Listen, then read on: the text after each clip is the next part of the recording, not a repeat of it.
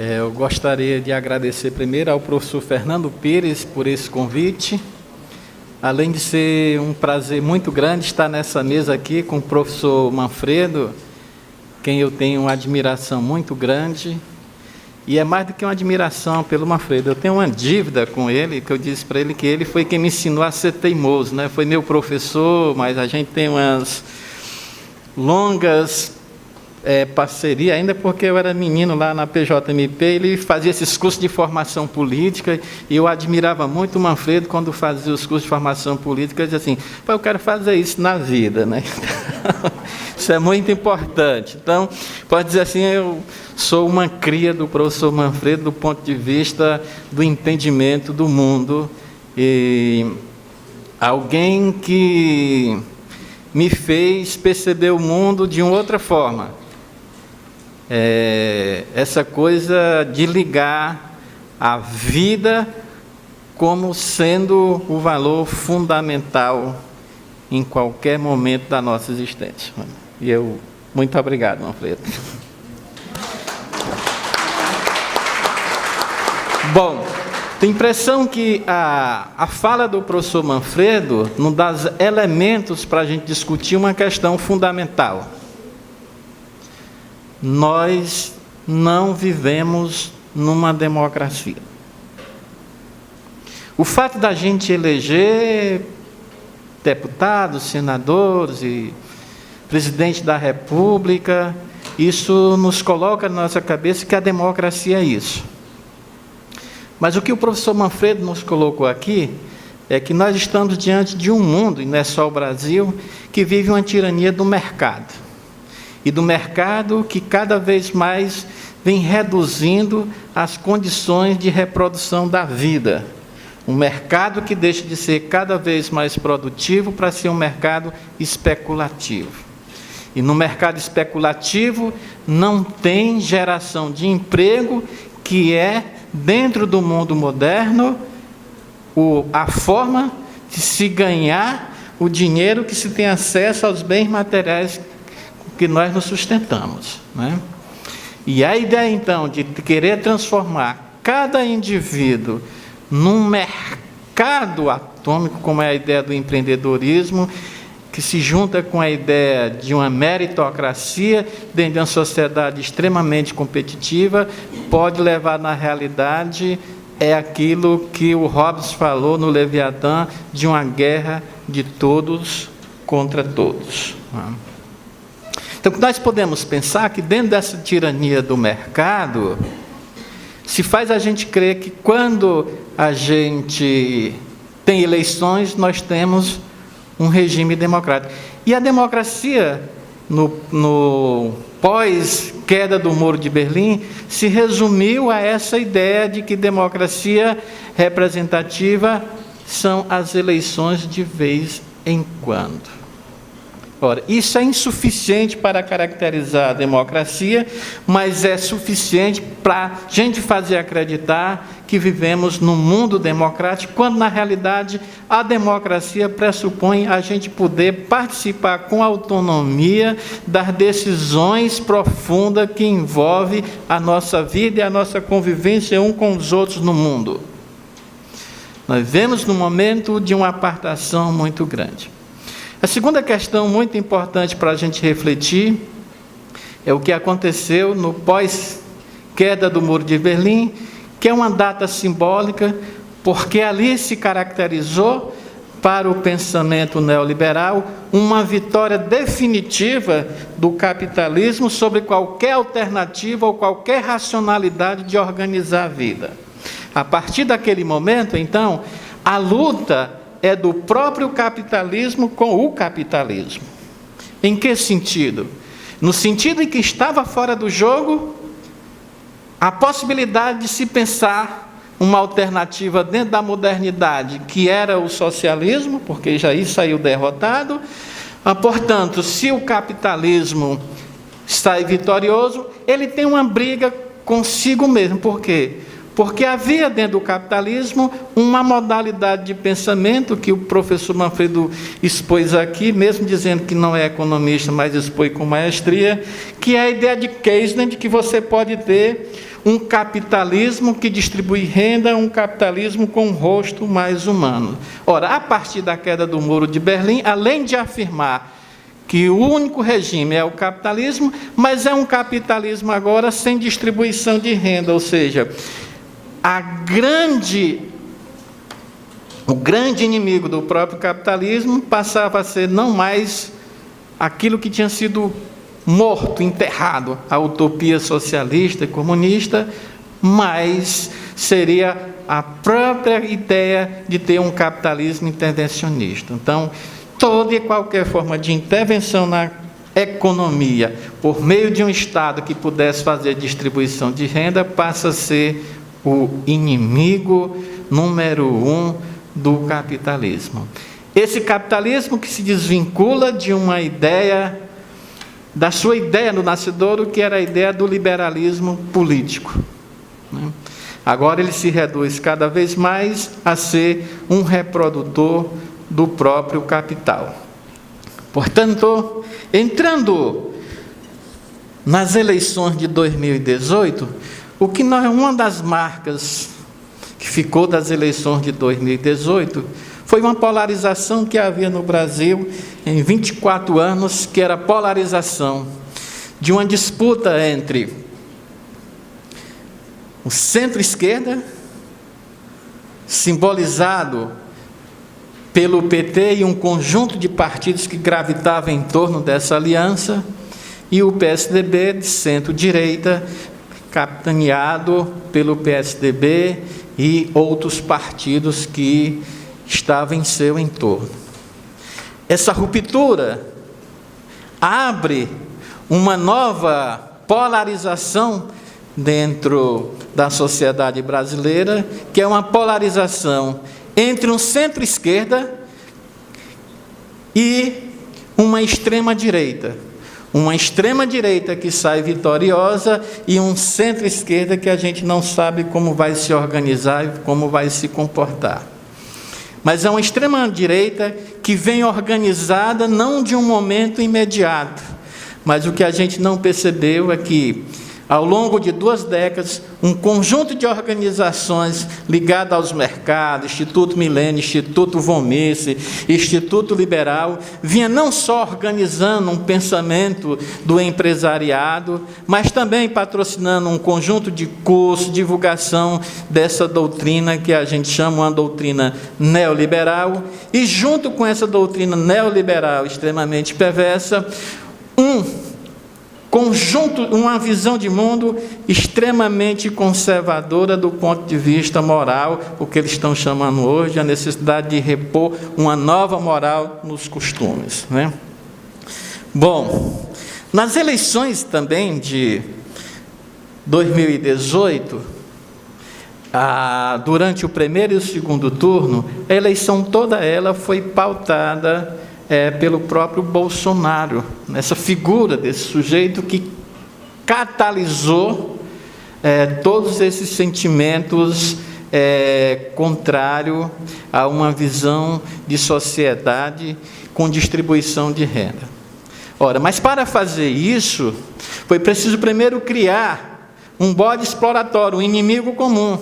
O inimigo comum era a corrupção. E a corrupção tinha um ator principal, um partido político, que era o PT.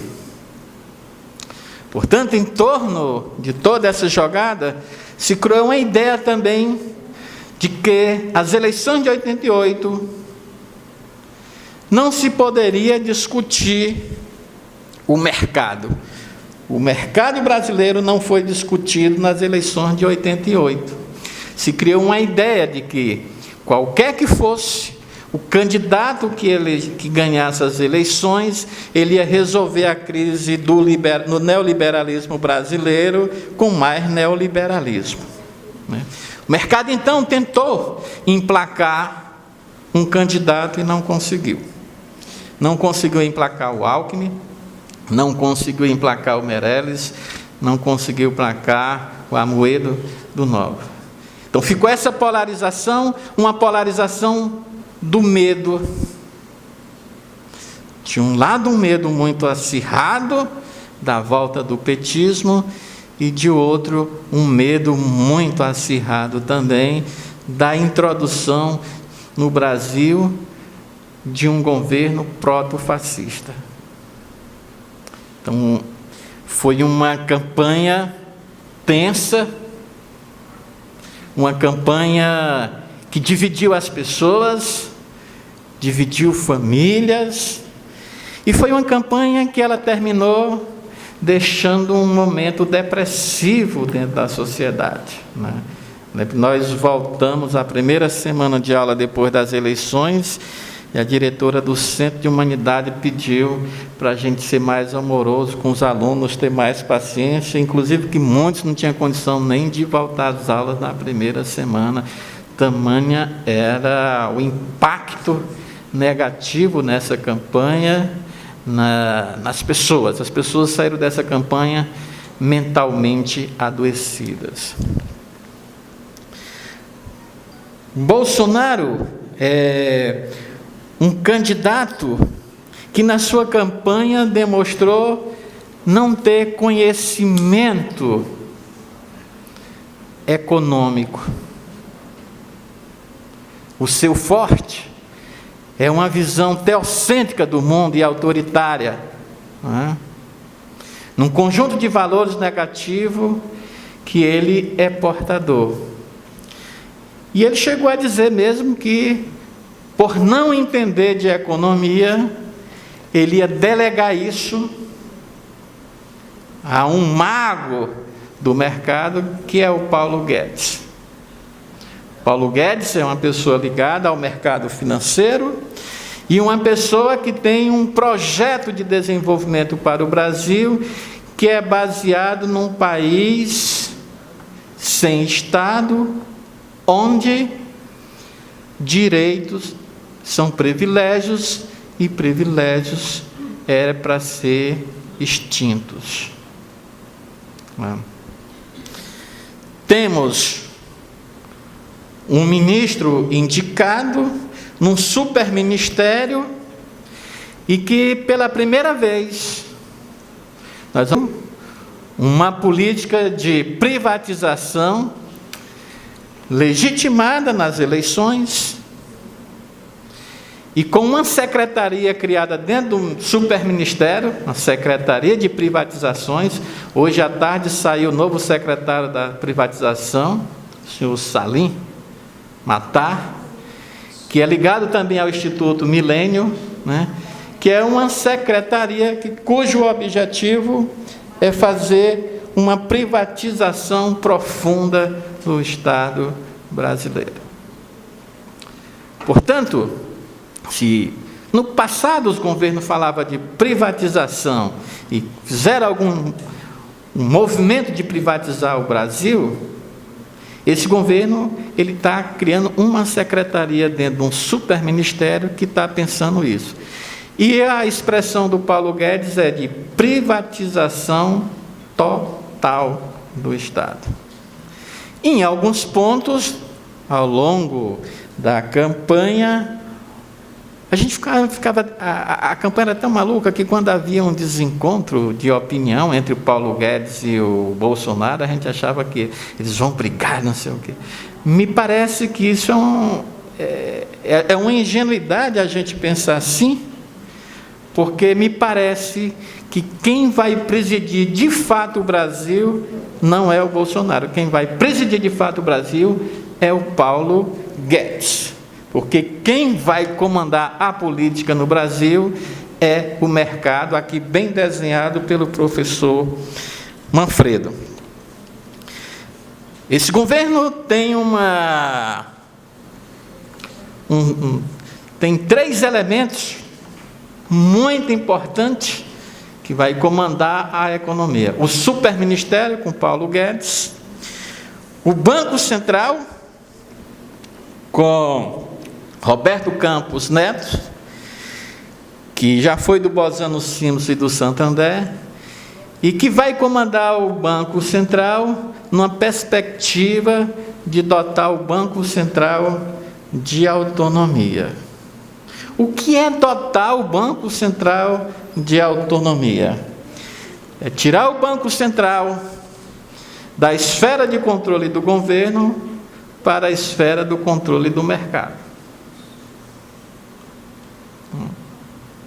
Isso a gente precisa entender. No BNDES, só está esperando a posse para cair o S. Levi. Isso também que o Manfredo falou. O Levi é um conhecido já da sociedade, brasileira, foi convidado pela Dilma para conduzir a economia quando ela fez aquela campanha defendendo um desenvolvimentismo contra as políticas neoliberais do Aécio e disse que não ia implementar uma política neoliberal nem que a vaca tussa, mas não precisou não. Antes mesmo de assumir, ela já aderiu ao projeto do PMDB Ponte para o Futuro e chamou o Levi para aplicar essas políticas de austeridade. E ali eu acho, e é minha intuição do ponto de vista político, que ali o mercado achou que podia ir para uma disputa muito mais profunda, não só porque o Aécio não estava reconhecendo a derrota eleitoral, mas porque viu ali uma presidente eleita capitulando uma agenda política que acabava de ser vitoriosa, não tinha. Ali demonstrava uma fragilidade para o mercado de quem estava dizendo que não tinha condições de governar com uma agenda que tinha sido vitoriosa. Ora, o projeto Ponte para o Futuro, então, é o projeto que vai ser implementado pelo governo golpista de Michel Temer.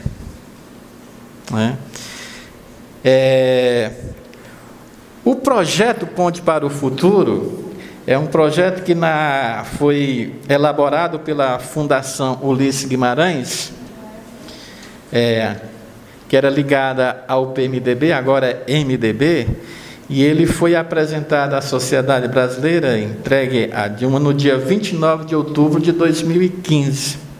E na sua abertura ele diz o seguinte, abre aspas, esse projeto destina-se a preservar a economia brasileira e a tornar viável o seu desenvolvimento, devolvendo ao Estado a capacidade de executar políticas sociais que combatam efetivamente a pobreza e criam oportunidades para todos.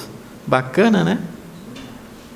Mas aí quando vêm as medidas, são 19 medidas, e é o que foi implementado então pelo Temer, aí vem congelamento constitucional dos gastos públicos em termos real por 20 anos, a chamada PEC da morte que foi aprovada.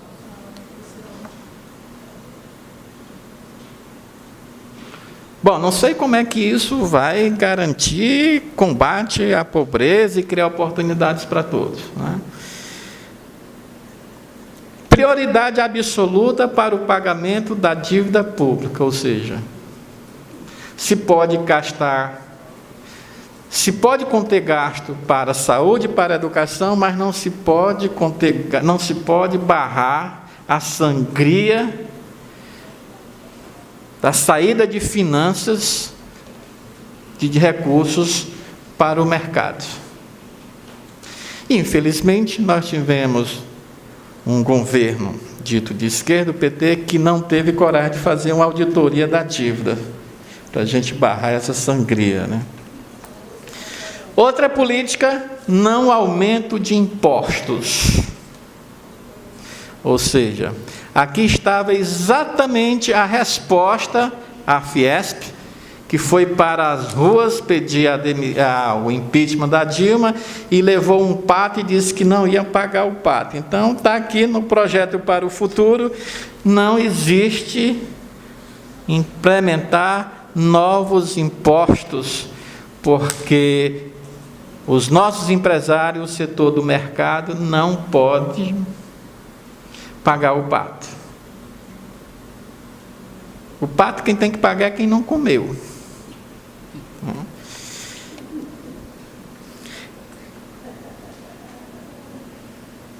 Abertura de todos os setores da economia às empresas estrangeiras, inclusive as estatais. Ou seja, a gente pode até que outras estatais venham, possa também, a gente pode privatizar uma nossa estatal e outra estatal de fora compra as nossas estatais. Né? Reforma da legislação trabalhista, que foi também aprovada pelo Temer. Redução de impostos para as empresas e ricos. Olha só, não tem imposto, tem a redução. Desregulamentação do Estado e Estado mínimo. E a última, alinhamento político e militar com os Estados Unidos. Esse é o projeto Ponte para o Futuro. O resultado desse projeto Ponte para o Futuro foi o aumento do desemprego, que chegou ao montante de 3 milhões de desempregados. No final do governo Dilma já era 12 milhões. Estagnação da economia, precarização do sistema de saúde, educação, segurança e transporte, que já havia sido denunciado já nas manifestações de 2013, quando se pedia serviços públicos no padrão FIFA. E criou esse clima de desconfiança dos investidores na nossa economia como uma forma de pressão constante para aprovar a reforma da Previdência. E daí é muito interessante ver essa coisa da reforma da Previdência, porque durante um debate sobre a reforma da Previdência, saiu uma pesquisa que dizia que 73% da população era contra a reforma da Previdência. Eu assisti a divulgação dessa pesquisa na Globo News, e quando terminou de apresentar os dados, o Camarote entrou dizendo o seguinte, que essa reforma era importante para o Brasil e que o Congresso deveria aprovar essa reforma urgentemente para que a gente pudesse atrair recursos, né? Aí me veio a pergunta seguinte: quem é o Brasil? É esse da pesquisa de 73% que rejeita, ou esse Brasil virou sinônimo de um mercado especulador? E esse Congresso representa o quê? Esse Brasil, que se diga entre aspas, é o mercado especulador, ou é esse sentimento que está sendo capitaneado por essa pesquisa que diz que boa parte, 73% do povo brasileiro rejeita essa. Por isso é que eu comecei dizendo que a minha intenção é que nós não vivemos mais numa democracia. Nós vivemos numa tirania do mercado que nos permite, então, eleger candidatos, como diz o Manfredo. Mas você elege gente, mas a nossa subjetividade, a nossa vontade é manufaturada, e agora pela mídias, né? E essa campanha demonstrou para a gente que o tempo de televisão já não é tão importante assim. O Alckmin, que tinha 10 minutos, Bolsonaro tinha menos de meio minuto, ficou muito tempo sem fazer campanha, e de casa e tal, e com a ajuda aí das fake news, né, tá. E esse, daqui para frente, vai ser um debate muito intenso, a interferência desses meios nas eleições, não é só no Brasil, já nos Estados Unidos, na Inglaterra, quando houve eleição, tinha esse medo também dessa intervenção. Bom, e aí, nós estamos agora diante do projeto Caminho da Prosperidade. O Caminho da Prosperidade é uma junção, né, da Ponte para o Futuro com um projeto de conservador, né, um projeto social conservador que se complementa, né, fazendo com que a gente tenha um governo de extrema direita, coisas que remete a uma cultura proto-fascista. Então, no projeto, aqui deu, Caminho para a Prosperidade, proposta de governo constitucional eficiente e fraterno. É o projeto do Bolsonaro. Diz o seguinte nas primeiras páginas: propomos um governo decente, diferente de tudo que nos jogou em uma crise ética, moral e fiscal. Um governo sem toma lá da cá, sem acordo espúrio. Um governo formado por pessoas que tenham compromisso com o Brasil e com os brasileiros, que atenda os anseios do cidadão e trabalhe pelo que realmente faz a diferença na vida de todos. Um governo que resgate o bem mais precioso de qualquer cidadão, a liberdade. Um governo que devolva o país aos seus verdadeiros donos, os brasileiros.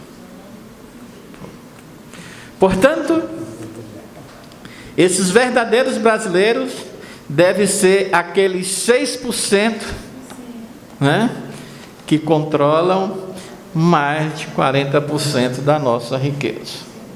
Deve ser os rentistas, né? O setor do agronegócio.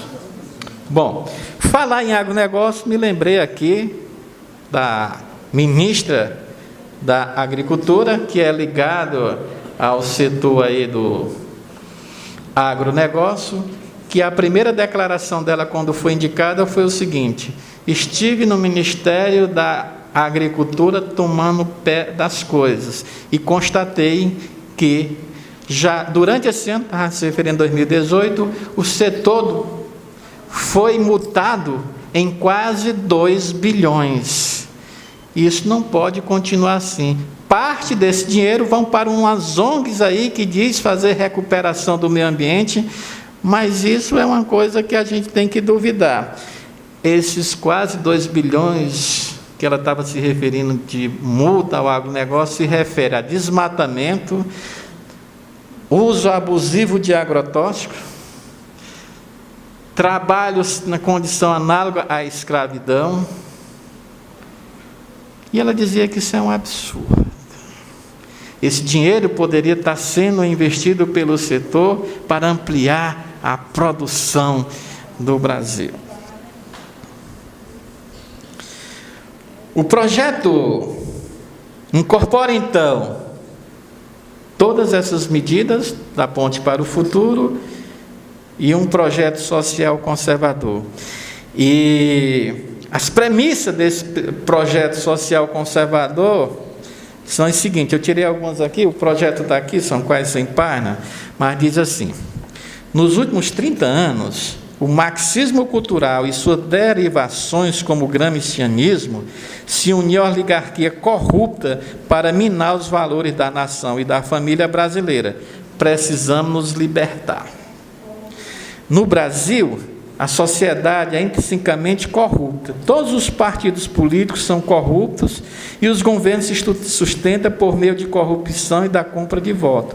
Por isso, a necessidade de eleger gente que o declara como não político e se coloque contra o sistema.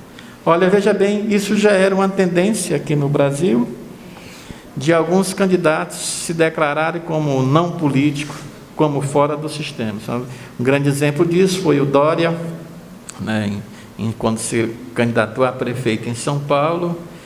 E esse foi o mote, de uma certa forma, para muitas pessoas no voto do Bolsonaro, que ele, mesmo sendo um político com longa margem de participação no Congresso, quase 30 anos, apareceu como alguém não sistêmico, de fora da política, alguém não corrupto, alguém com a cara de novo.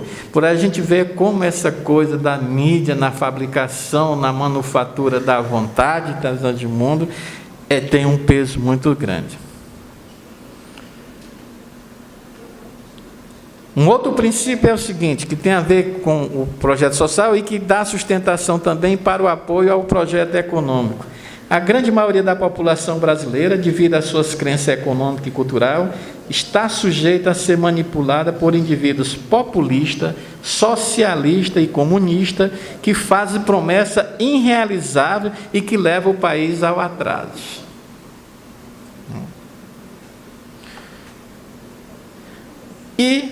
os direitos constitucionais e legais pelo Poder Judiciário para combater a corrupção pode ser suspenso, são aceitos e justificados como necessário quando for para combater a corrupção. Isso significa dizer o quê? O governo Bolsonaro reconhece, então, que, se for para combater a corrupção, se pode, então, praticar conduções coercitivas, prisões provisórias por longo período sem julgamento, vazamento de informação seletiva, sem prova, com objetivos políticos. Só tem uma coisa: a corrupção tem que ser do adversário, porque se for dos aliados, não.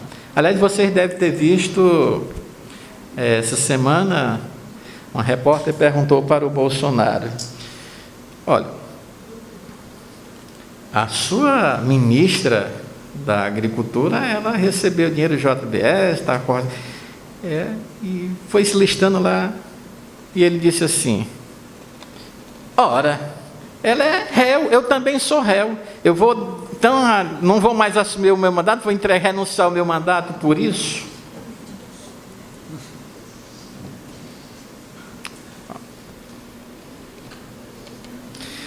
Está como princípio dentro do projeto. Você vê como é de uma fragilidade, de um absurdo, que eu estou citando isso para vocês, só para vocês verem, isso está no projeto. Deixa eu ver. Olha só, as investigações da Lava Jato teriam revelado que o partido que promoveu a corrupção no sistema político brasileiro foi o PT e foi conduzido por Lula.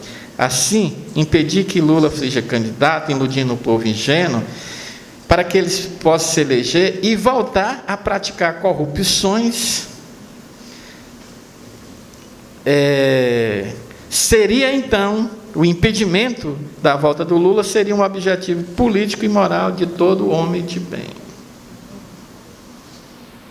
Agora, é engraçado, porque no segundo turno, o Haddad não se mostrou disposto a enfrentar essas questões. O PT voltou para o segundo turno sem o Lula. No primeiro turno, o Lula foi importante para fazer a tal da transferência do voto. Mas no segundo turno, o PT voltou, adotando o verde do nacionalismo do Bolsonaro.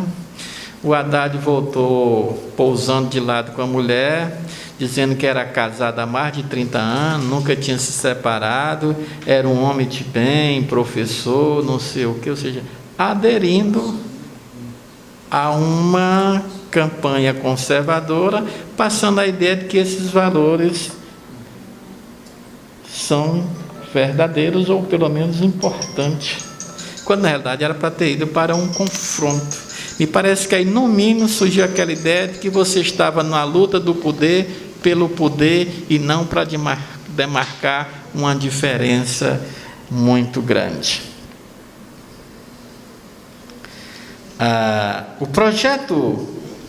Esse projeto conservador, que se articula com um projeto político e a base da Ponte para o Futuro, tem algumas medidas, como escola sem partido, ensino à distância, a não obrigatoriedade de ensino de filosofia, história e sociologia e o regresso da disciplina de moral e cívica. O ministro da Educação indicado aí tem todas as credenciais para implementar essas medidas. Criminalização do aborto em qualquer circunstância, defesa do uso da violência policial extrema para combater a criminalidade, com premiação policial para quem matar bandido. Armamento geral da população civil, redução da idade mínima de responsabilidade penal, restauração do controle masculino sobre a família e leniência na penalização da violência contra a mulher.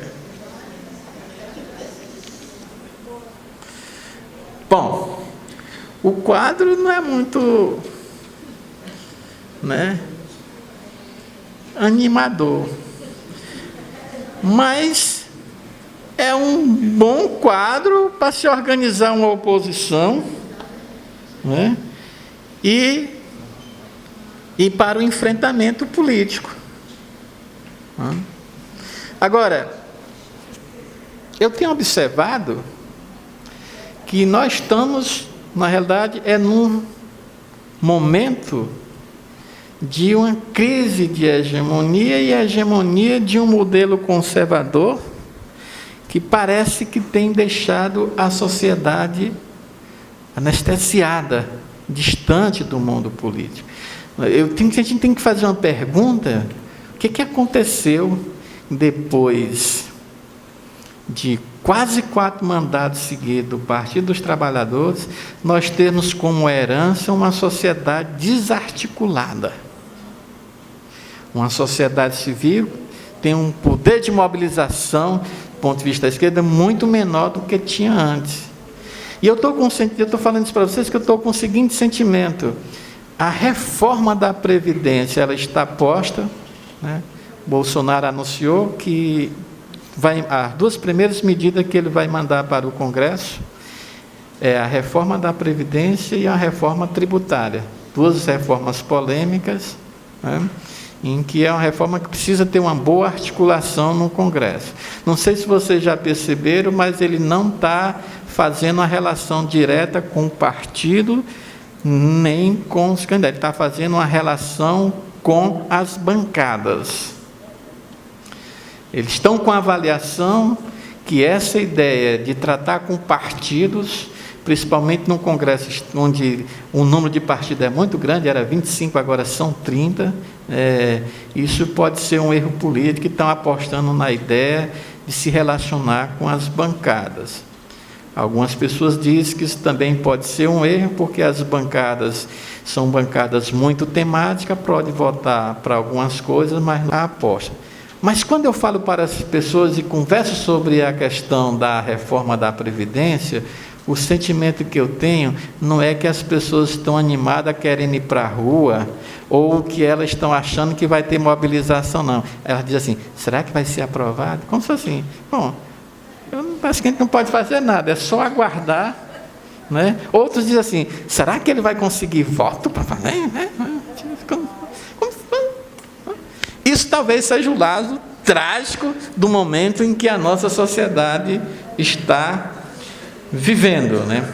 Então, dentro desse quadro, respondendo aqui à provocação do convite do professor Fernando Pires, podemos dizer que as políticas sociais nesse governo vão ser o foco do governo, no sentido da negação de direito, porque de direito é privilégio, e vai ser o momento em que ele vai fazer uma reforma do Estado, em que essa reforma vai exatamente esvaziar, né, o Estado das responsabilidades pelas políticas sociais e inclusivas, né? No mundo todo, uma das características do que a gente está chamando de neoconservadorismo, né, é exatamente a ideia de que a sociedade tem que se organizar através do livre mercado, que é um mercado extremamente competitivo, e que as pessoas, para ganhar a sua vida, têm que ter mérito. E o mérito pressupõe que você não tem um Estado com política de cotas, com políticas compensatórias. Ou seja, nós chegamos numa fase que a economia capitalista está ficando cada vez mais perversa. Nós tínhamos um momento nos anos 90, que a gente criticava as políticas compensatórias como sendo políticas que não estavam ligadas a direito, como sendo uma forma de postergar o direito, como se fosse uma esmola e não direito. Hoje em dia, nem essas políticas compensatórias que a gente dizia que era própria das políticas neoliberais, elas são postas como oportunidade para aqueles que estão sendo excluídos dentro da sociedade. Portanto, eu acho que o grande desafio é a gente repensar a compreensão que a gente tinha de esquerda, é a gente repensar a compreensão que a gente tinha de oposição política, é a gente se apropriar de novas formas de pensamento que nos permita organizar a sociedade diante dos desafios que ela nos está pondo. São desafios novos e são desafios muito mais difíceis, né? Olha só, esse auditório é um reflexo disso. Aqui não está presente a juventude. Nossa juventude, que a gente dizia que a juventude é uma rebeldia, a juventude hoje está sendo ganha por essa mentalidade ultraconservadora de direita. Nós estamos fazendo um debate dentro da universidade, no Centro de Humanidades, e é um debate que não está contando com a participação dos alunos do Centro de Humanidades. Isso diz muito do momento político que nós estamos vivendo. Nós estamos vivendo um momento político muito grave, que a solução, pelo menos, é a mudança de comportamento. E a primeira mudança de comportamento é a gente dizer o seguinte: ou a gente entende que a política é coisa da nossa conta, e que pressupõe uma dedicação de tempo para a política, ou a gente vai ser engolido pelos agentes de mercado que têm suas campanhas financiadas para cuidar dos interesses do mercado. A gente tem que ampliar a ideia de que a política não é só eleição, a política passa pelo controle da sociedade e pressupõe também a gente romper com a ideia de que o mercado não pode ter o controle da sociedade. Ora, nós tivemos aí com essa Lava Jato, eu estou já terminando, foi uma coisa muito delicada que ninguém discutiu com profundidade. A gente tem uma compreensão que a corrupção está no político e dentro do Estado.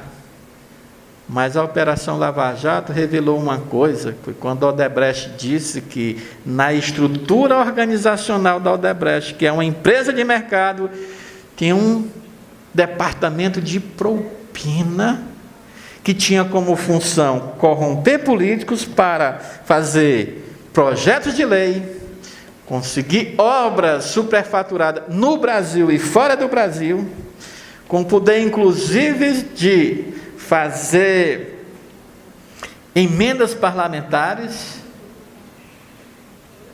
e a gente não discutiu isso profundamente, o que é isso. Ou seja, que o mercado também é corrupto, e que a corrupção começa também no mercado. Portanto, não é uma prática inerente apenas ao campo da política.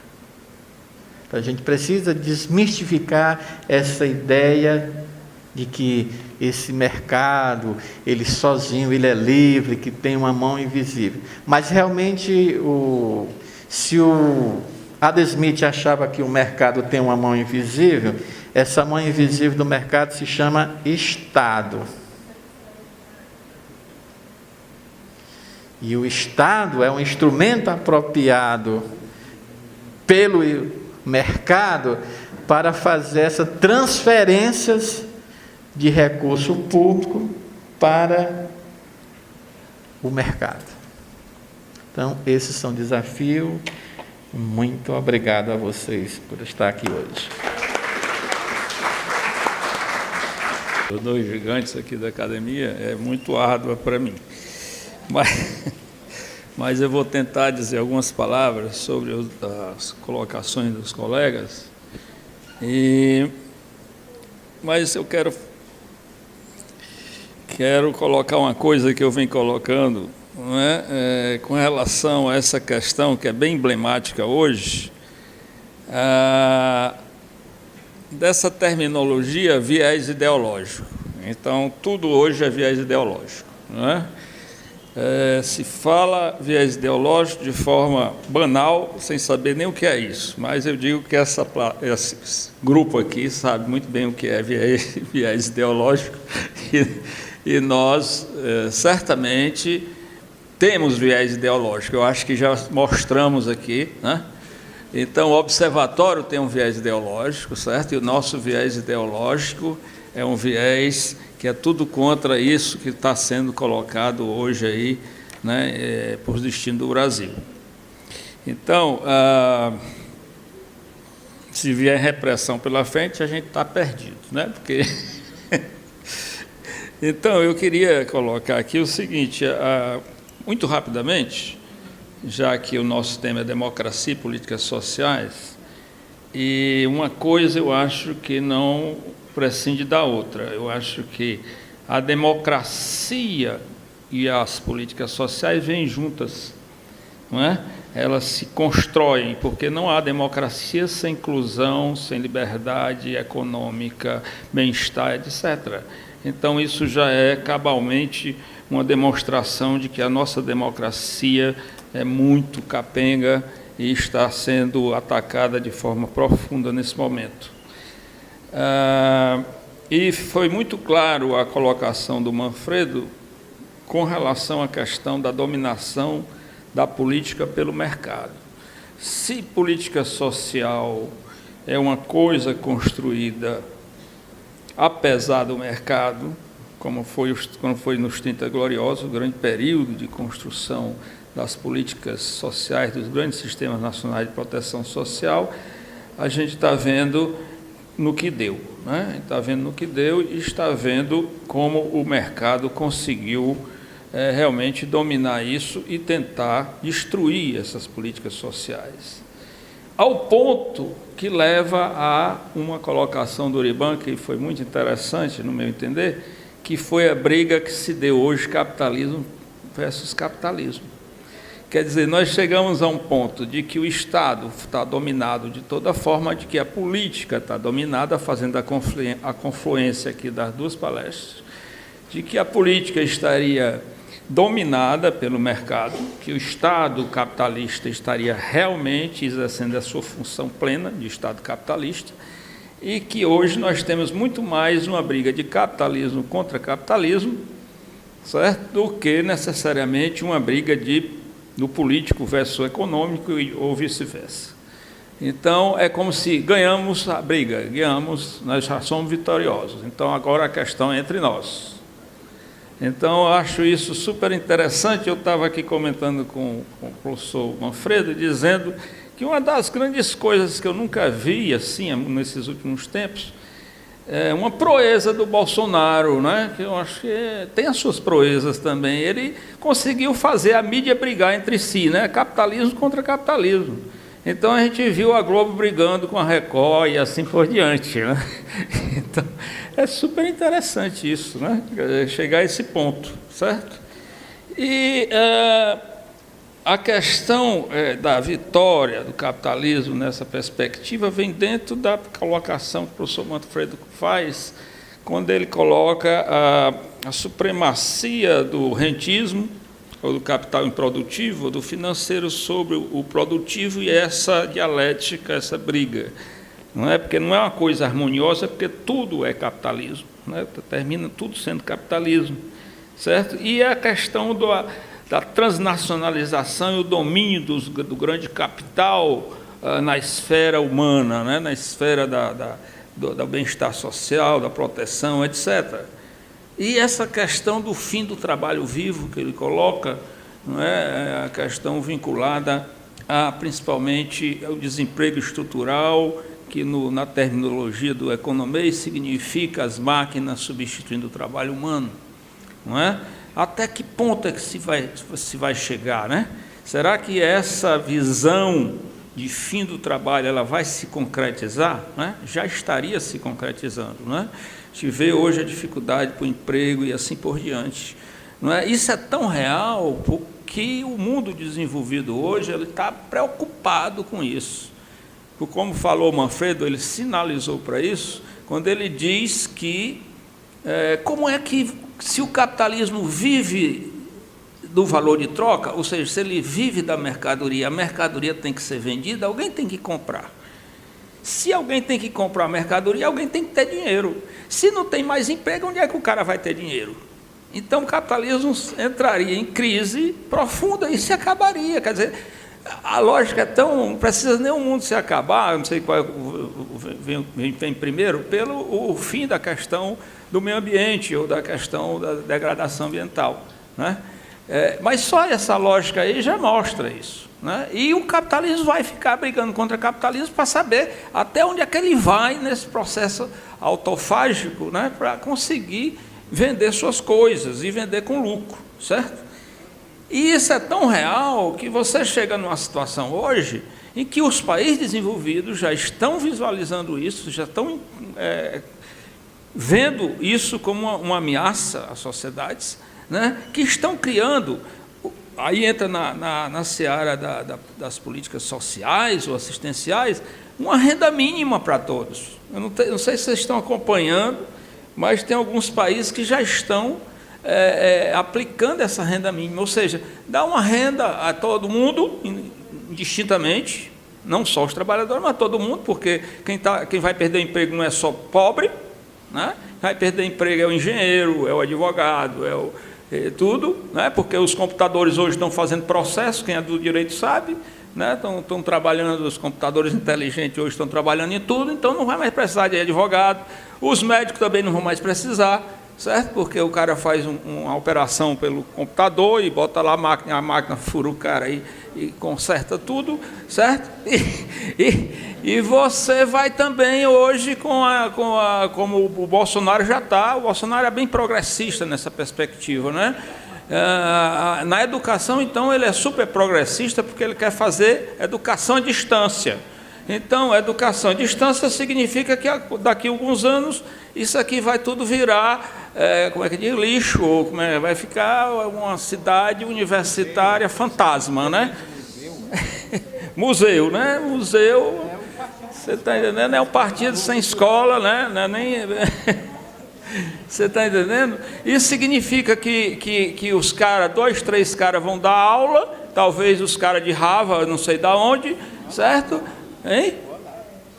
Pois é, vão dar aula e aí todo mundo assiste no mundo todo e beleza, né? Então, é um negócio assim surreal, né? Mas já está acontecendo, né? Essa turma que faz aí Enem, essa turma que faz aí concurso na área de direito, tudinho, compra aqueles kitzinhos de R$500, imagina aquilo multiplicado por milhões, porque esses concursos para direito são 30 mil pessoas, certo? 30 mil pessoas comprando aquele módulozinho de aula, certo? O cara enrica, né? O cara enrica de uma hora para outra, certo? Então, professor, você podia entrar nessa aí, né? Que você é um grande catedrático, aí você dá uma... Estou brincando, eu sei. Estou brincando, certo? Aí, quer dizer, né? Então a situação está complicada, né? Está complicada. Eu até estava querendo fazer uma brincadeira aqui, que ele escolheu justamente para ministro da Educação, são as ironias muito interessantes, né? Assim, inclusive a ironia de a gente estar realizando esse debate no dia do Black Friday, né? Quer dizer, no dia do fetichismo da mercadoria, da fantasia do consumo, certo? E eu estou doido para terminar porque eu quero comprar uma televisão ali, certo?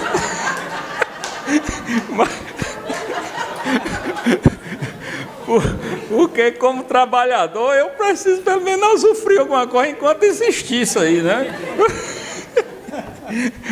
Certo? Nem que dê lucro para os caras lá, né? Mas é isso, certo? Então, é outra coisa também irônica, né? É o ministro da Educação, desculpem, que é um colombiano. Beleza, certo? Nada contra, que é isso, meu Deus, não é xenofobia nem coisa nenhuma, né? Mas eu queria saber se ele vai passar pelo Revalida, certo?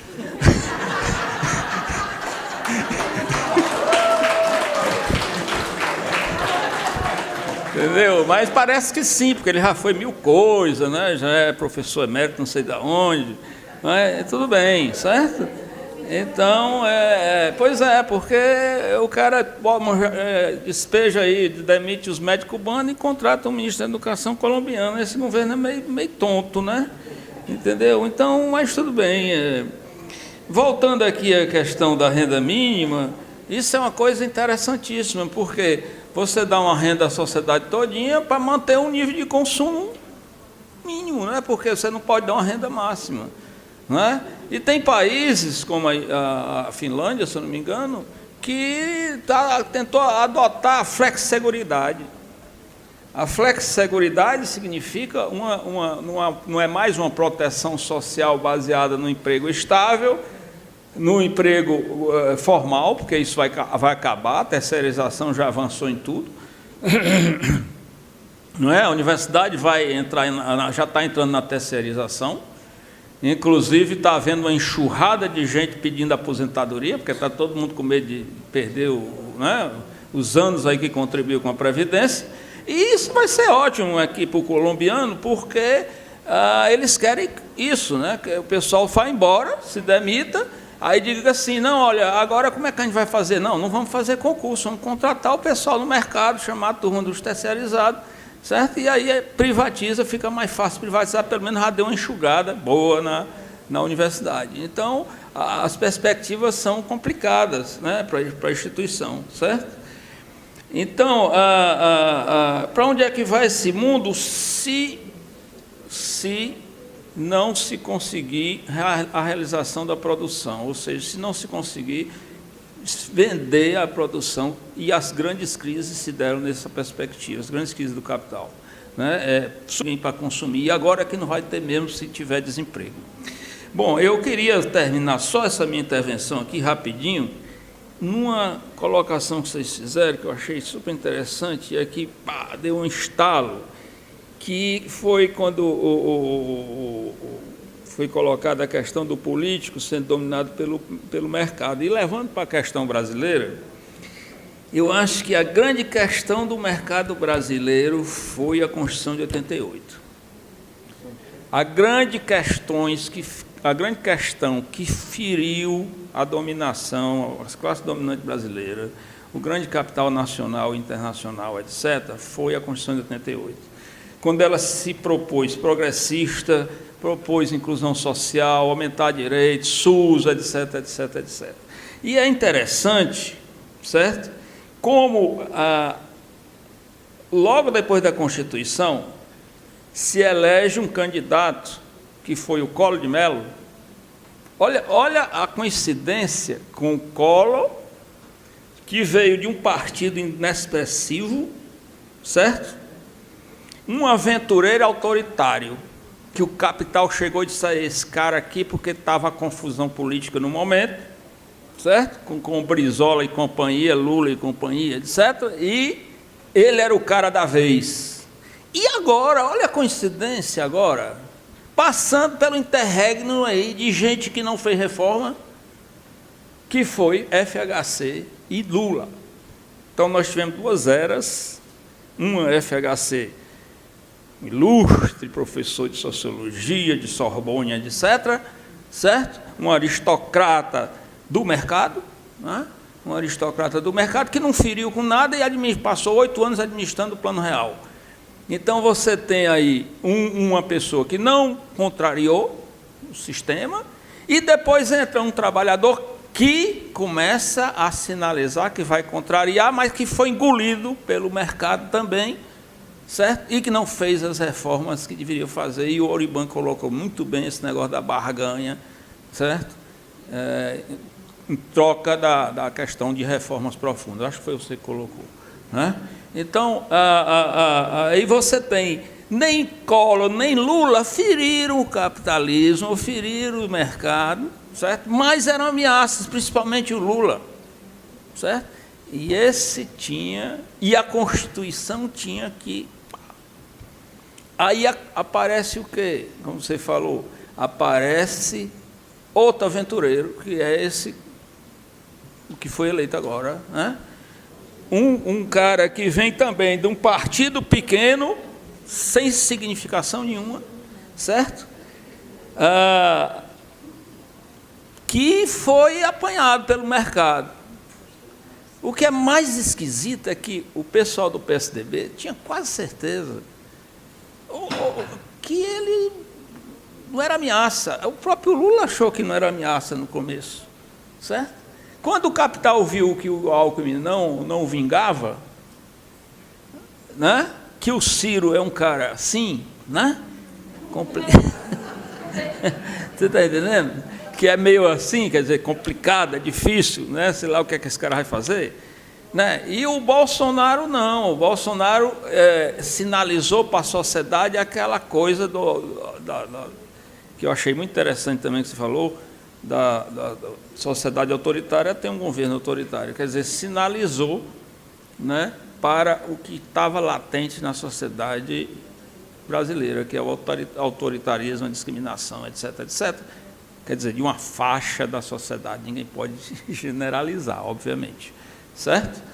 Então, para mim, eu acho que uma análise disso seria bem interessante, fazer uma relação entre Collor e Bolsonaro, nessa perspectiva da destruição de direitos e aumento dos lucros, etc., etc., em patamares diferentes do mundo, etc., contextos diferentes, certo?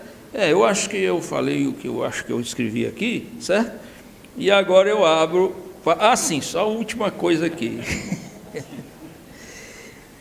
Está bem claro o mercado dominando o político com a composição desse novo governo, certo? Observe como o Manfredo colocou, todos esses economistas que estão sendo colocados vêm da escola de Chicago. São todos da escola de Chicago, certo? Escola neoliberal, neoclássica, etc., etc., certo? Então, estamos mesmo numa situação, certo?, de dominação violenta da nossa democracia, muito ameaçada nesse momento. Bom, eu vou parar por aqui e vou deixar para vocês agora 3 questões, certo? Olha, eles dizem... Outra coisa, eu vou parar aqui não, só isso, certo? Não, é porque aconteceu conosco do Observatório. Essa questão da repressão é tão forte na sociedade brasileira, é tão viva ainda, mesmo que a ditadura tenha se acabado lá por 85, que eu fui atrás de um auditório, né? Foi um de vocês que foi atrás, né?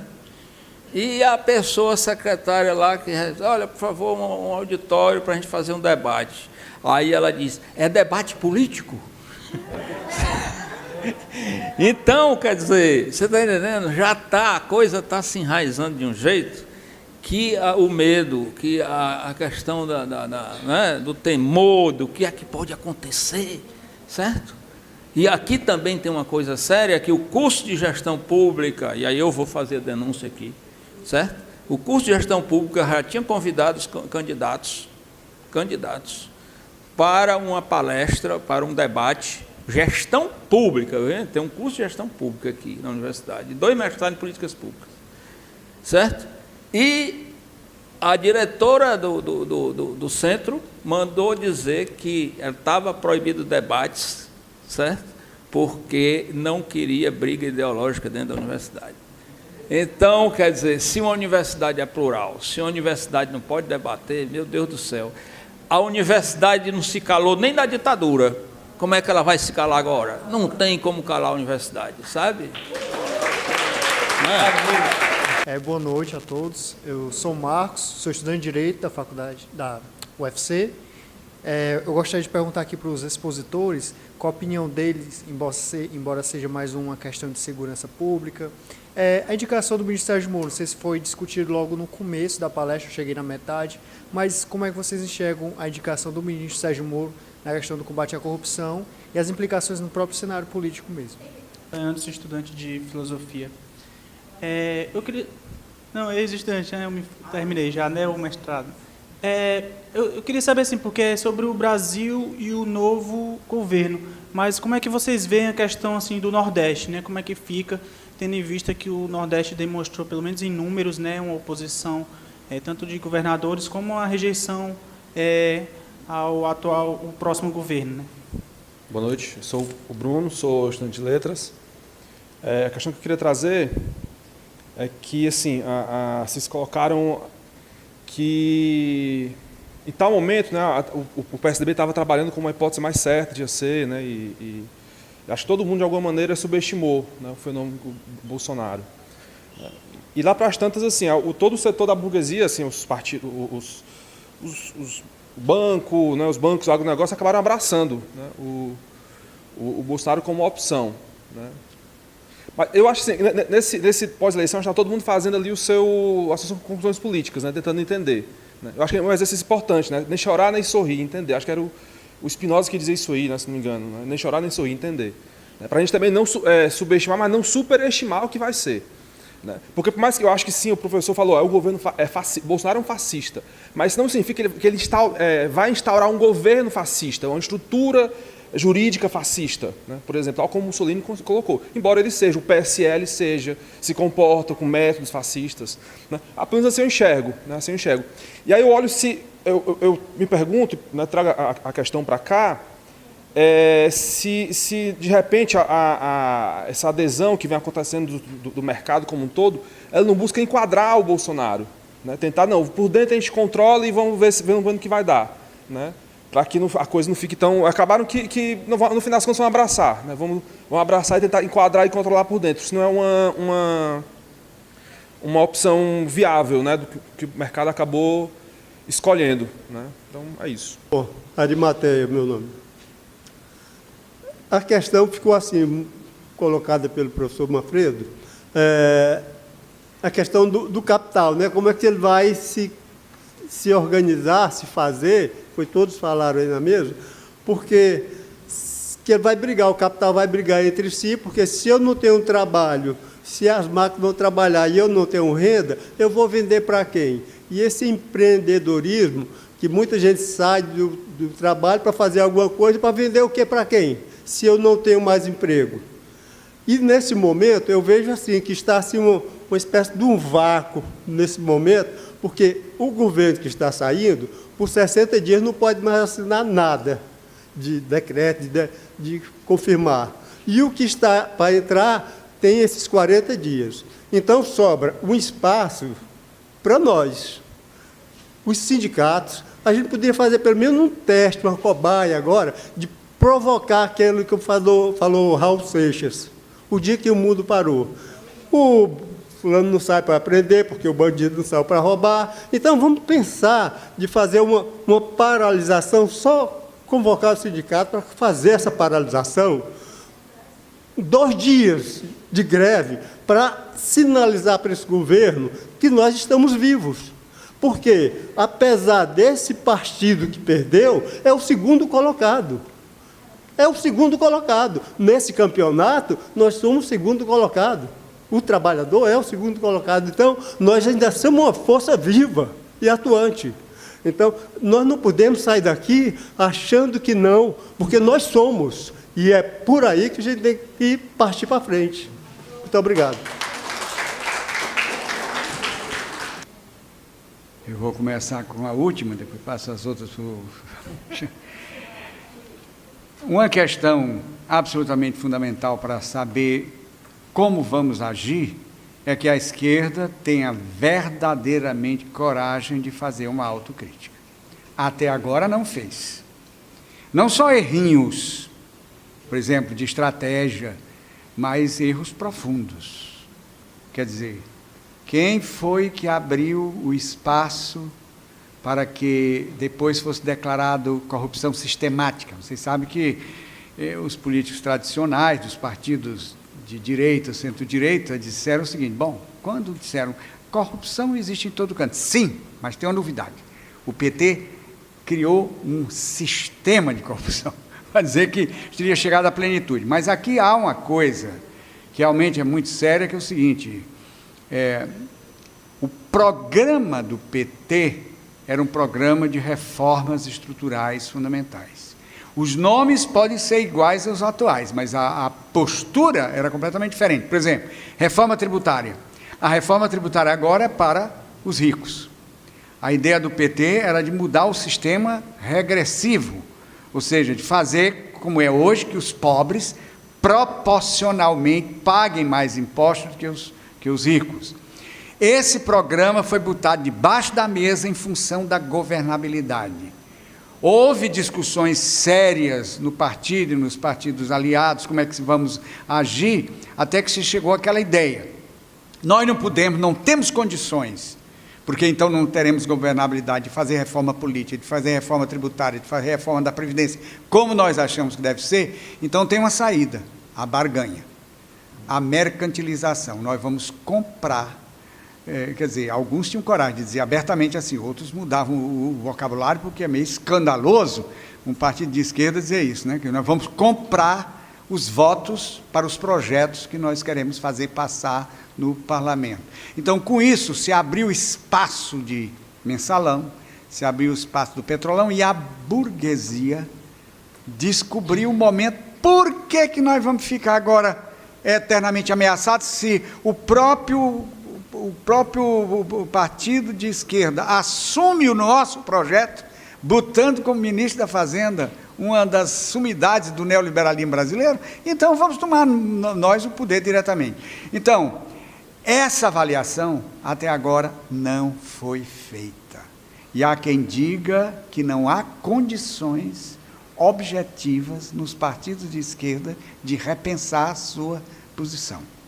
Então, quer dizer, de fato, foi uma parte importante da população que não esteve de acordo. E muita gente que votou contra, votou por sensações, por sentimentos, como a sensação de insegurança não só física, mas insegurança, como nós somos uma sociedade muito tradicional, dos valores fundamentais, morais, né? Então, de repente, era como se tudo tivesse acabado. O meu mundo desapareceu. Eu não posso estar sugerindo, porque o PT que é culpado disso. Olha, eu estava num banco, entre o primeiro e o segundo turno, houve um assalto. Eu nunca tinha experimentado coisas semelhantes. Experimentei aqui, nesse prédio aqui, ser preso durante a ditadura, num debate como esse. Aliás, o Fernando disse aqui, meu Deus, será que nós não vamos ser presos aqui, de repente, depois de tudo que nós dissemos? É uma possibilidade. Mas um assalto eu nunca tinha passado. E aí, depois que as coisas se esclareceram, que o assalto não era dentro do branco, foi no estacionamento, uma mulher teve um ataque histérico e começou a gritar: isto é culpa do PT. Foi o PT que inventou isso. Mas não tem problema. O Bolsonaro vai ganhar, vai matar esses petistas todos, esses viados, esses não sei o quê. Quer dizer, uma mentalidade que foi assim alimentada. Nós perdemos, eu não digo projeto, tomara que não tenhamos perdidos. O ideal de um mundo diferente, isso nós não podemos perder. Perdemos o governo e perdemos a mentalidade de uma boa parte da população. O PT não fez educação política durante toda a sua permanência no poder. Quer dizer, havia um mito. Eu me lembro que quando o Lula se candidatou a primeira vez, fui radicalmente contra. Eu disse, nós não temos condições de ter um governo de esquerda agora. Não, porque se o Lula chegar no poder, daqui a 5 anos nós seremos um país socialista. Eu disse, bom, eu pensei que era alucinação. E era mesmo. Porque, e aí, o que aconteceu? Bom, os sindicatos, nós não somos doidos de falar contra o nosso governo. Então, movimento, formação, a formação do urbano não tinha mais, né? Quer dizer, as pessoas não cresceram politicamente. Então, estavam abertas e vulneráveis a essa invasão de direita que terminou alucinando. As pessoas... Por isso, eu tive recentemente num debate no Rio de Janeiro, e um sociólogo lá do Rio dizia o seguinte: nós não podemos imaginar que todos os que votaram em Bolsonaro são fascistas. Nós devemos ter coragem de conversar com eles, aprender a falar com eles. Porque eles sabem como falar para as massas, nós não sabemos. Nós falamos com o nosso dialeto, que as pessoas não entendem. E aí eles entenderam, porque tocaram em questões muito vivas para as pessoas, como, por exemplo, os problemas morais, etc, etc. Então, eu acho que a reação deve ser permanente agora. Quer dizer, direitos tirados, reação popular, isso é muito importante. Mas nós precisamos ter uma estratégia mais longa, e para isso precisamos de uma profunda autocrítica, para saber o que foi de bom que foi feito. Ninguém pode negar que coisas importantes, significativas foram feitas durante esse período que o PT esteve no poder, né? Mas coisas fundamentais deixaram de ser feitas e que deviam ser feitas, e com isso nós abrimos o espaço para o retorno delirante e triunfante da direita.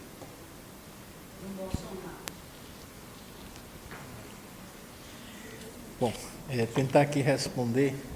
Primeira questão é a indicação do Sérgio Moro. A indicação do Sérgio Moro, ela é muito polêmica, né?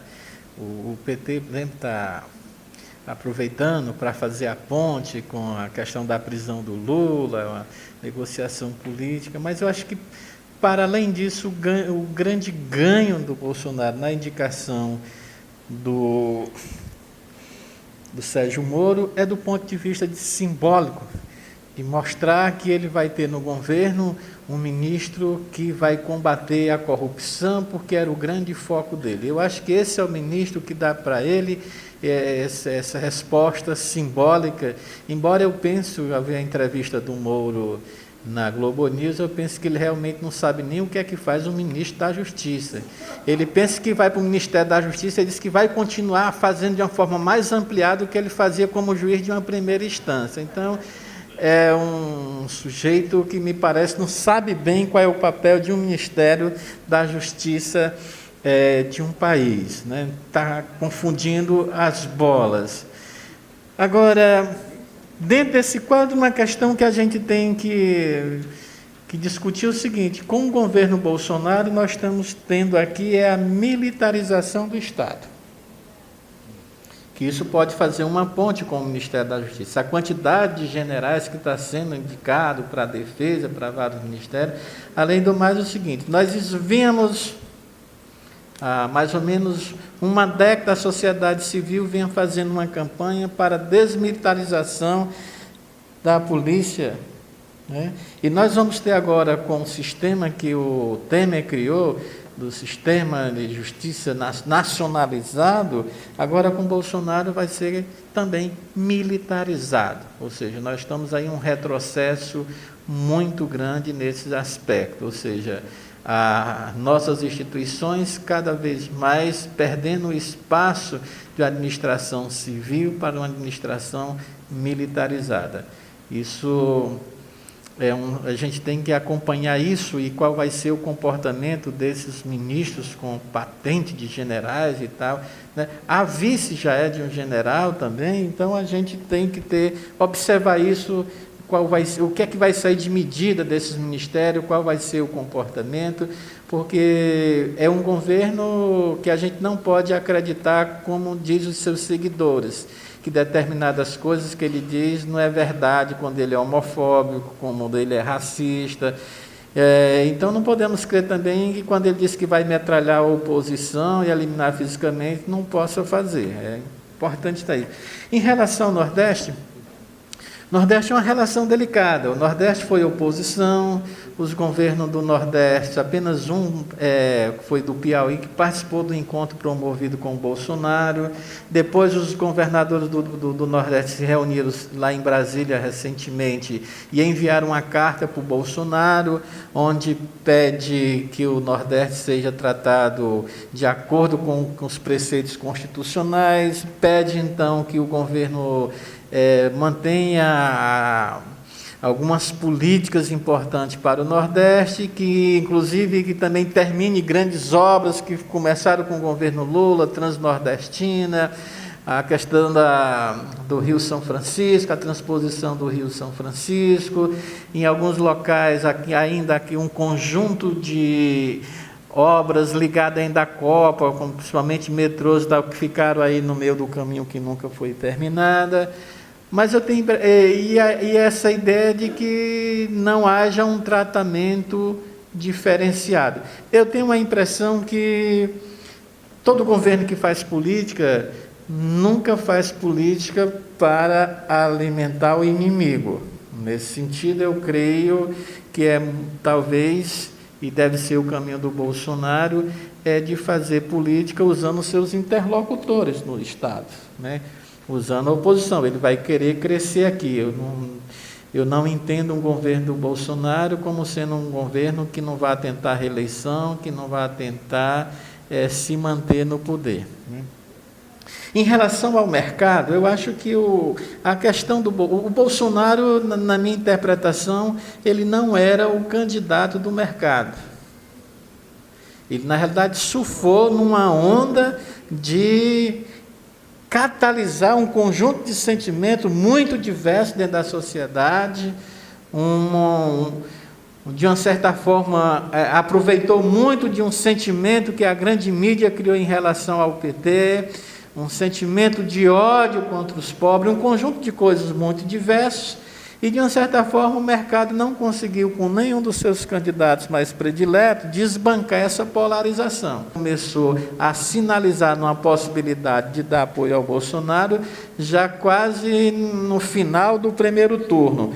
E no segundo turno aí não teve dúvida, aí veio o mercado inteiro veio, e eu acho que ele, de uma certa forma, entendeu que era importante ter a agenda do mercado para poder governar. Eu tenho a impressão que o Bolsonaro, eleito, sem o apoio do mercado, sem incorporar essa agenda do mercado, ele não duraria muito tempo. Acho também que dentro dessa jogada aí entre Paulo Guedes, o Roberto Campos Neto e o Levi no BNDES, eu acho que é uma segunda jogada do próprio mercado. Se o Paulo Guedes falhar, eu acho que tem que fazer um jogo, a troca de ministro utilizando o Levi. Um exemplo interessante para confirmar o que o Ribano está dizendo. Vocês sabem que o Bolsonaro anunciou a supressão do Ministério do Meio Ambiente, né? E, por incrível que pareça, quem foi que o obrigou a voltar atrás? Os empresários do agronegócio, que ficaram com medo de perder mercados no exterior. Então, dizendo, o que vão dizer conosco? Vão acabar as nossas fontes de venda. Então, ele, para ceder ao empresariado do agronegócio, disse, não vamos acabar, vamos juntar com outra coisa. É exatamente isso, né? Quer dizer, ele viu que sem mercado está perdido, né? Então, veja bem, eu acho que o Levi pode ser, no momento de crise do Paulo Guedes, porque, veja bem, o Paulo Guedes não é também o queridinho do mercado. Eu acho que o Levi tem muito mais preferência em relação ao mercado do que o Paulo Guedes. Apesar de ser um homem formado na escola de Chicago e tudo, mas entre seus pares ele é tido meio como um louco, meio que delirante. Bom, em relação aqui a forma de oposição, essa coisa que você falou, do papel do sindicato, esse momento de fazer eu vou na linha do Manfredo. Eu acho que a primeira coisa a gente tem que pensar qual é o papel de uma oposição nesse momento. E essa autocrítica que tem que fazer, eu acho que vai muito além de fazer autocrítica da questão do modelo de corrupção. Eu acho que vai numa linha de pensar a própria crise do esgotamento do modelo realizado pelo Lula, aquilo que o André Singe chama de lulismo, não é? Eu acho que, na realidade, as esquerdas estão sem projeto, no que pese todo um conjunto de políticas públicas e sociais desenvolvida pelo governo Lula, num período que uma condição de uma conjuntura internacional permitiu, e quando a gente fala aqui, talvez eu acho que o Manfredo está dizendo a mesma coisa, que o PT perdeu a oportunidade de fazer reformas estruturantes, era porque era uma conjuntura que permitia, tanto pela capacidade do Estado de arrecadação naquele momento, como pela popularidade do próprio partido. Aí perdeu-se uma oportunidade que não se terá tão proximamente nas conjunturas seguintes, né? E que esse governo, esse modelo já tinha sido esgotado. Está lá no livro O Sentido do Lulismo e A Crise do Lulismo, que são 2 livros do André Cinde, que é um pensador que pensa por dentro do PT. Então, acho que fazer autocrítica é a gente dizer assim, olha, nós estamos realmente sem projeto, houve um esgotamento desse modelo, não dá para a gente estar repetindo, né? Inclusive, por exemplo, esse daí foi um dos grandes limites no primeiro turno do governo Haddad. O governo Haddad estava quase que prometendo voltar a ser feliz de novo com um projeto como se fosse a conjuntura não tivesse mudado e estivesse diante de outra conjuntura. É preciso pensar do ponto de vista político partidário essa questão de um projeto para o Brasil, mas é preciso também pensar qual é o papel do movimento social nessa conjuntura. Não pode ser o mesmo. Nós temos um movimento popular que, dentro dessa própria mudança do capitalismo ser um capitalismo especulativo, os sindicatos estão perdendo seu papel de mobilização e seu papel de pressão, né? E aí eu, por último, aqui, para dizer o seguinte, a gente tem que observar as coisas que estão acontecendo no nosso Estado, né? E ali está o meu amigo, né, Joaquim ali, Melo, né? Que está fazendo algo diferente lá no Conjunto Palmeira, as organizações de quarteirões, que eu tenho acompanhado de longe, cada vez me impressiono com a capacidade de inovação que está acontecendo lá no Conjunto Palmeiras e que me parece que a gente tem que aprender um pouco, né? Hoje não se trata de associação de moradores no sentido tradicional, mas uma comunidade que vem agrupando um conjunto do que a gente pode até chamar de tecnologia social, que vem desde o Banco Palma. Está dizendo, dentro do Banco Palma é uma injustiça. Vem desde um trabalho que o Joaquim estava fazendo lá como seminarista, com as SEBs e tal, que desembocou no Banco Palma, e um conjunto de outras coisas, e hoje essa organização do quarteirão. Eu fiquei assim impressionado no dia em que eu recebi a mensagem do Joaquim pelo Facebook, que dizia o seguinte: a Coelce chegou no Conjunto Palmeira, começou a escavar a casa, e a pessoa chega lá e diz, peraí, o que é que vocês estão fazendo aqui? O que é isso que vai acontecer aqui? Esse bairro é nosso, entrar aqui tem que conversar com a gente. E começaram a discutir, parar a obra, movimentar o Estado, o governador, um conjunto de secretaria para discutir e começaram a dizer, a mão de obra aqui não pode ser da comunidade? Olha, vamos mexer aqui. Não pode. E o saneamento? Já que vão mexer, por que não vão fazer o saneamento? Estão discutindo lá a questão do Rio Pajeú, fazer uma ligação lá e tal, junto à comunidade. Isso é novo, é interessante. E a gente precisa aprender com essas coisas que estão aqui bem próximas. Eu sou muito fã lá do trabalho do Joaquim e acho que passa por aí. Essa denúncia aqui que fez uma vez, o PT abandonou a questão da formação política, abandonou o trabalho de base, desprezou a sociedade, achando que poderia governar por cima com apoio parlamentar comprado por meio da corrupção. Deu no que deu. Fazer autocrítica é a gente pegar esses aspectos muito mais profundos, né, sem ter medo de fazer uma crítica profunda daquilo que foi o comportamento da esquerda.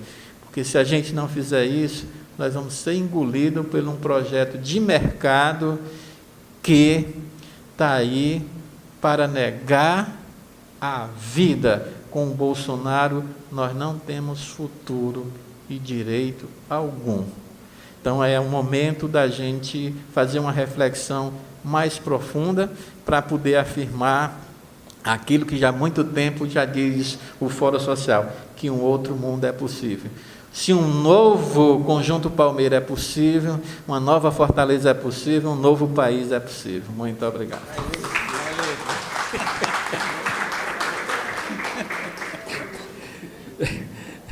Bom, eu queria aqui só fazer uma colocação sobre a questão do Nordeste, que o colega fez. Que dia ele foi embora, não? Está aí. Eu concordo com o Oriban quando ele fala sobre o Nordeste, mas concordo discordando, né?